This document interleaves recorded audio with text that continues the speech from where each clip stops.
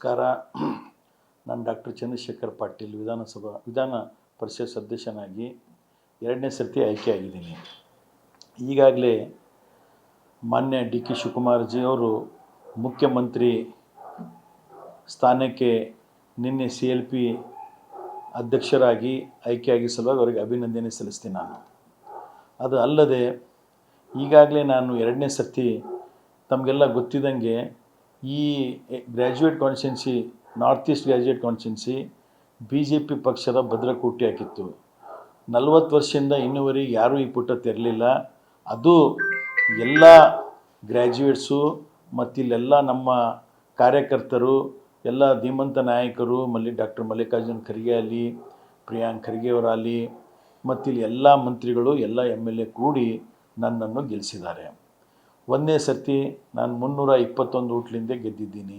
2ನೇ ಸರ್ತಿ ನಾನು ಮತ್ತೆ 2ನೇ ಸರ್ತಿ ಎಲ್ಲ ಯುವಕರ ಜೊತೆ, ಎಲ್ಲ ಗ್ರ್ಯಾಜುಯೇಟ್ ಜೊತೆ ಸರಿಯಾಗಿ ಸಂಪರ್ಕದಲ್ಲಿ ಇಟ್ಕೊಂಡು 2ನೇ ಸರ್ತಿ 5,000 ಮತದಿಂದ ಗೆದ್ದಿದ್ದೀನಿ. ಇದು ಕಲ್ಯಾಣ ಕರ್ನಾಟಕದಲ್ಲಿ ನಾರ್ತ್ ಈಸ್ಟ್ ಗ್ರ್ಯಾಜುಯೇಟ್ ಕಾನ್ಸ್ಟಿಟ್ಯೂನ್ಸಿ ಇದು ಒಂದು ಇತಿಹಾಸ ಇದೆ. ನಾನು 2ನೇ ಸರ್ತಿ ಗೆದ್ದಿದ್ದು. ಇನ್ನೂವರೆಗೆ ಯಾರೂ ಪುಟನೇ ತೆರಲಿಲ್ಲ. ಅದು ಎಲ್ಲ ಯುವಕರು ಗ್ರ್ಯಾಜುಯೇಟ್ ಆಶೀರ್ವಾದದಿಂದ ನಾನು ಗೆದ್ದಿದ್ದೀನಿ. ತಮಗೆಲ್ಲ ಗೊತ್ತಿದ್ದಂಗೆ ನಮ್ಮ ತಂದೆಯವರಾದ ಧೀಮಂತ ಬಸವರಾಜ ಪಾಟೀಲ್ ಅವರು ಸುಮಾರು 4 ಸರ್ತಿ ಶಾಸಕರು, 3 ಸರ್ತಿ MLC, 2 ಸರ್ತಿ ಮಂತ್ರಿಮಂಡಲದಲ್ಲಿ ಮಿನಿಸ್ಟರ್ ಆಗಿದ್ದರು. ಅದು ಅಲ್ಲದೆ ರಾಜಶೇಖರ್ ಪಾಟೀಲ್, ಸಹೋದರರಾದ ರಾಜಶೇಖರ್ ಪಾಟೀಲ್ ಅವರು 4 ಸರ್ತಿ ಶಾಸಕರಾಗಿ, 1 ಸರ್ತಿ ಮಂತ್ರಿಯಾಗಿ, ಮತ್ತು ನಾನು 2ನೇ ಸರ್ತಿ MLC ಆಗಿದ್ದೀನಿ. ಮತ್ತು ನಮ್ಮ ಸಹೋದರ ಇನ್ನೊಬ್ಬರಾದ ಭೀಮರಾವ್ ಪಾಟೀಲು MLC ಆಗಿದ್ದಾರೆ. ಅಂದರೆ ಇದು ಏನು ತೋರಿಸ್ಕೊಡ್ತದ ಅಂದ್ರೆ, ಕಲ್ಯಾಣ ಕರ್ನಾಟಕ ನಮ್ಮ ಗಡಿ ಭಾಗದಲ್ಲಿ ತಂದೆಯವರಾದ ಬಸವರಾಜ ಪಾಟೀಲ್, ರಾಜಶೇಖರ್ ಪಾಟೀಲ್ ನಾವೆಲ್ಲರೂ ಕೂಡಿ ಸಾಕಷ್ಟು ಸೇವೆ ಸಲ್ಲಿಸಿದ್ದೀವಿ.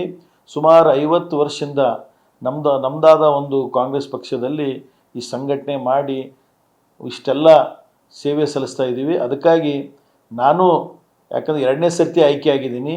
ಮತ್ತು ಇನ್ನೂ ಈ ಕಲ್ಯಾಣ ಕರ್ನಾಟಕ ಯುವಕರಲ್ಲಿ, ಗ್ರ್ಯಾಜುಯೇಟ್ಸ್ ಆಗಲಿ ಯಾವುದೇ ಸಮಸ್ಯೆಗಳನ್ನು ನಿರ್ವಹಿಸುವ ಸಲುವಾಗಿ ನಾನು ಮಂತ್ರಿಮಂಡಲದಲ್ಲಿ ನನಗೂ ಒಂದು ಸ್ಥಾನ ಕೊಟ್ಟಿದ್ರು. ಇನ್ನೂ ಸಾಕಷ್ಟು ಕಾಂಗ್ರೆಸ್ ಪಕ್ಷಕ್ಕೆ ಎಲ್ಲ ಚೆನ್ನಾಗಿ ಕೆಲಸ ಮಾಡ್ತೀವಿ ಅಂಥೇಳಿ ನಾನು ಒಂದು MLC ಆಗಿ 2ನೇ ಸರ್ತಿ ಗೆದ್ದಿದ್ದೀನಿ.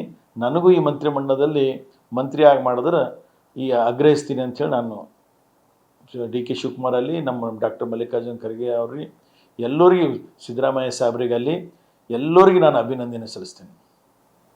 ಸರ್, ಈಗ ನಿಮ್ಮನ್ನೇನಾದರೂ ಆಯ್ಕೆ ಮಾಡಿದರೆ ಒಂದು ಕಲ್ಯಾಣ ಕರ್ನಾಟಕ ಭಾಗದಲ್ಲಿ ಮತ್ತು ಬೀದರ್ನಲ್ಲಿ ಅಭಿವೃದ್ಧಿ ಕೆಲಸಗಳು ಇನ್ನಷ್ಟು ಮುಂದುವರಿಯಲಿದೆ ಸರ್?